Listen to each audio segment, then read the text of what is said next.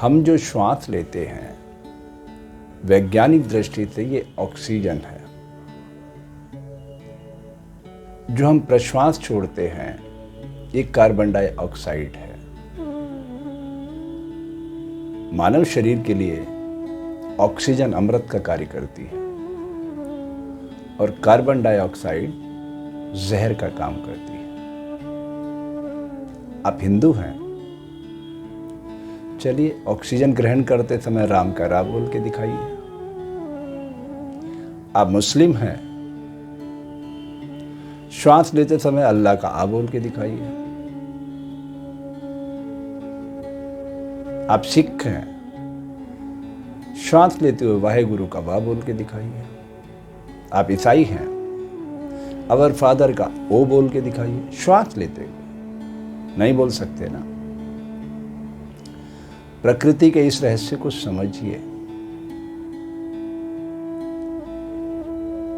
भारत ये ऋषियों की परंपरा वाला देश है, सनातन धर्म है जो हमें प्रकृति से प्यार करना सिखाता है, पुरुषार्थ करना सिखाता है, आत्मानुशासन की भट्टी में तपाना सिखाता है। और सनातन चाहता है कि इस धरती पर हंसता खेलता मानव जीवन आकार ले। क्या वो भारत की धरती पर इस समय मौजूद है? बिल्कुल नहीं। भारत की धरती पर तो इस समय पंसारी की दुकान से ज्यादा दवाई का दुकान खुल चुका है। यही सब कुछ चलता रहा तो आने वाले 10 सालों में भारत की धरती पर एक स्वस्थ बच्चा खोजना मुश्किल हो जाएगा। तो फिर क्या करें, मैं बताता हूं।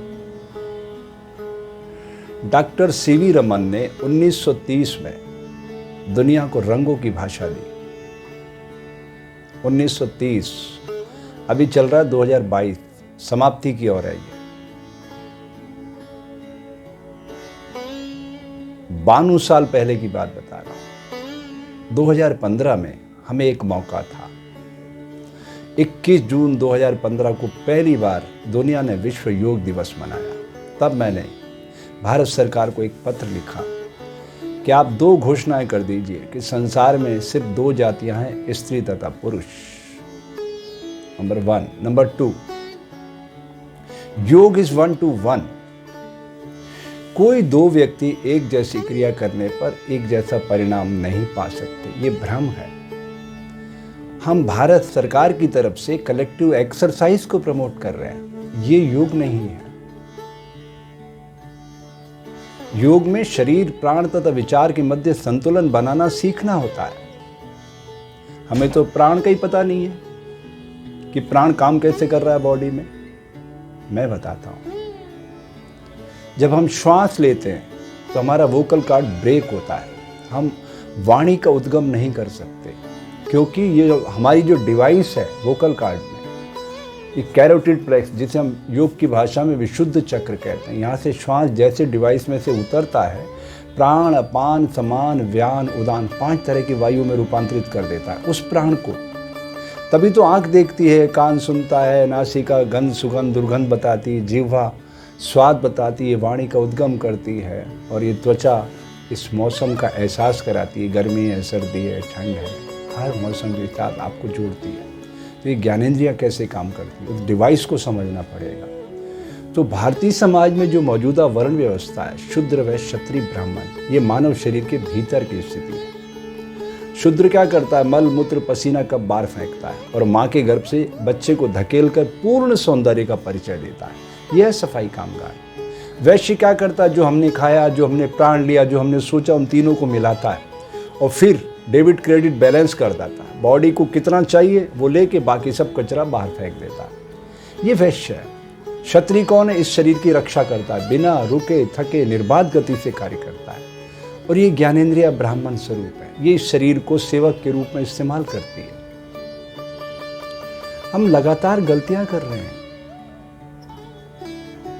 और गलतियों को जब तक सुधारेंगे नहीं, हम विश्व के गुरु नहीं बन सकते।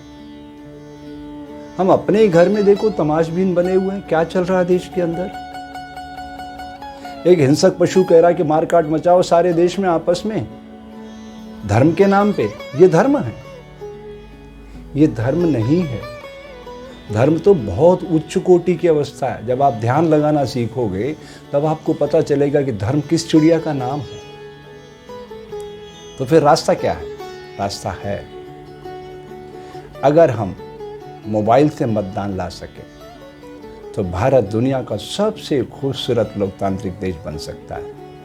2019 में 39 दिनों तक चुनाव हुए, अरबों रुपए हमने खर्च किए, और डिजिटल टेक्नोलॉजी के युग में हम दिल्ली बैठे हैं, हम एक 50 पैसे का जेरोक्स कराएंगे ना, अमेरिका का सॉफ्टवेयर इंजीनियर, हार्डवेयर इंजीनियर ये बता सकते हैं कि कौन से पॉकेट पे ये जेरोक्स हुआ है 50 पैसे का कॉपी, अमेरिका में बैठकर। ये डिजिटल टेक्नोलॉजी है। अगर वन टाइम इन्वेस्टमेंट हो, हर हाथ में स्मार्टफोन हो, और कॉर्निया के जरिए वोट हो, हाथ से नहीं, कॉर्निया के जरिए वोट हो, तो एक वोट का भी ना तो गफला हो सकता है, ना काउंटिंग में भेद हो सकता है। मैं आपको प्रमाण दे रहा हूं। ये उबर कंपनी फॉरेन की है, बेंगलोर में इनका एक छोटा सा ऑफिस है, वहां से कंट्रोल करते हैं। जैसे ही आप उबर को बुलाएंगे, गाड़ी में बैठेंगे, वो पूरा ट्रैकिंग स्टार्ट कर देगा। लाखों गाड़ियां दुनिया में चल रही है एक सॉफ्टवेयर के जरिए। मजाल है कोई थोड़ी सी गलती कर जाए, सब चीज़ों को डिजिटल टेक्नोलॉजी पकड़ती है। हमारे पास आईटी के प्रोफेशनल इंजीनियर बड़ी भारी तादाद में हैं। इन सबका बेहतर इस्तेमाल करके हम मोबाइल से वोट ला सकते हैं, और यकीनन 10 मिनट में पूरे भारत में एक साथ वोट हो सकते हैं, 10 मिनट के अंदर। अब आप बताइए, आप बड़े शहरों में रहते हैं, आपको ओला उबर आप सर्विस प्रोवाइड करती है, चलो उसको छोड़ दो, पेटीएम कितनी देर में पेमेंट करता है, गूगल पे कितनी देर में पेमेंट करता है, पलक झपकने से पहले पैसा ट्रांसफर हो जाता है। इतनी गति है, डिजिटल टेक्नोलॉजी बहुत एडवांस है। अगर हम मोबाइल से वोट ला सकें, देखो ईवीएम में सब सेटिंग हो सकता है क्योंकि वो बल्क में बनते हैं, और सब कुछ हो सकता है, सब पॉसिबल है, क्योंकि ऑपरेशन कौन कर रहा है, वो तो मैन्युअल पे कर रहा है। लेकिन मोबाइल से ऐसा नहीं हो सकता, क्योंकि वो कॉर्निया को स्कैन करेगा, और जब कॉर्निया स्कैन होगा तो चेहरा बिल्कुल सामने होगा, फिर कोई चीटिंग नहीं कर सकता, एक वोट की चीटिंग नहीं होगी। और जिस दिन ऐसा हो गया, उस दिन भारत में सच्चे लोकतंत्र का उदय होगा। अब मेरा ये कहना है कि हम प्रधानमंत्री बनाते, वो 8,500 करोड़ का जहाज लेकर घूमता, करोड़ों रुपए उस पर खर्च करते, क्या जरूरत है इन सब की? वो भी हमारे जैसा आम नागरिक, वो अपने दफ्तर में जा रहा है, अपनी तनख्वाह ले रहा है, एक सामान्य व्यक्ति की तरह काम करो। यही डेमोक्रेसी का मतलब है, इक्वल पोजीशन में सबका आ जाना, चाहे प्रधानमंत्री हो, राष्ट्रपति हो, मुख्यमंत्री हो, एमएलए हो, एमपी हो, सब बराबरी पे बैठ के बात करें। हाँ, फर्क उस सीट का होगा, बस जब उस सीट पे जाता है, अपनी ड्यूटी निभाए, उसके बाद वो भी आम नागरिक है। वही पब्लिक ट्रांसपोर्ट हो, वही प्लेन हो, वही ट्रेन हो, वही मेट्रो, वही सब कुछ हो। ऐसा हो सकता है। जनता जिस दिन अवेयर होगी, ऐसा होगा, तभी सच्चा लोकतंत्र आएगा। ये तो आपने भीड़ तंत्र में बदल रखा है। समाज शास्त्र के अंदर ये सिखाया जाता है कि भीड़ का मतलब आकस्मिक रूप से कोई घटना हुई, लोग इकट्ठे हो गए, उनको नहीं पता है, उनका उद्देश्य कुछ नहीं है, वो भीड़ है। तो भीड़ में श्रोता सिर्फ सुन सकता है, वक्ता सिर्फ बोलता है, सब ड्यूटीज अलग अलग हो जाती हैं। तो ये सोशलॉजी का सब्जेक्ट है। जब तक हम समाज शास्त्र को नहीं समझेंगे, मनुष्य एक सामाजिक प्राणी है, एक अच्छे समाज का निर्माण नहीं हो सकता।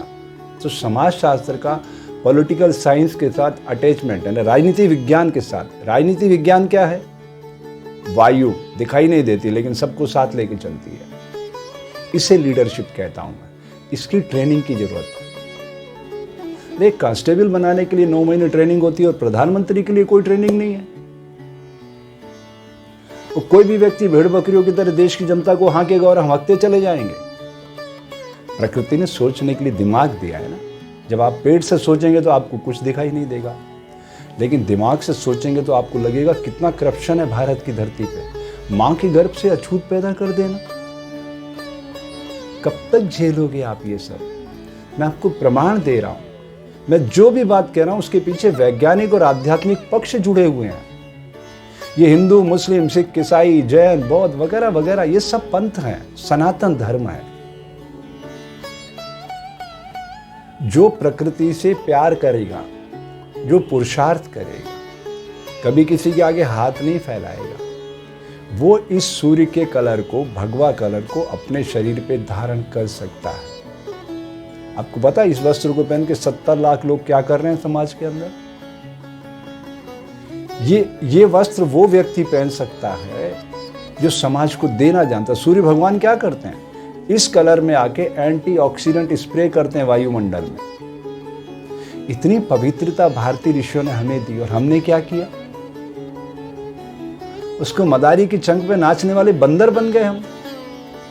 तो मुझे फिर शर्म आती है। ऐसे एक अच्छे स्वस्थ लोकतंत्र का निर्माण नहीं हो सकता। भारतीय संविधान को समझो। हम भारत के लोग भारत को एक संपूर्ण प्रभुत्व संपन्न लोकतंत्रात्मक गणराज्य बनाने के लिए प्रकृति से प्यार करेंगे, पुरुषार्थ करेंगे और मानव जीवन को इस धरती पर हंसता खेलता हुआ प्रस्तुत करेंगे। क्या ऐसा हो पा रहा है? बिल्कुल नहीं। एरर कहाँ है? इसी सिस्टम में, सारा करप्ट सिस्टम है। इस सिस्टम को बदलने के लिए करना क्या होगा? मोबाइल से मतदान का अधिकार।